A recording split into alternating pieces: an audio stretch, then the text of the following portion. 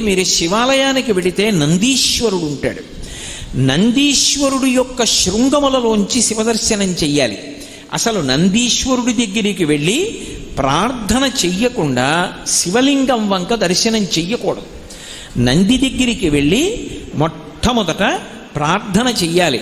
ఏమని అంటే, నందీశ్వర నమస్తుభ్యం సాంబానంద ప్రదాయక మహాదేవస్య సేవార్థం ఆజ్ఞాం దాతుమర్హసి అని అడగాలి. అనుజ్ఞాం దాతుమర్హసి.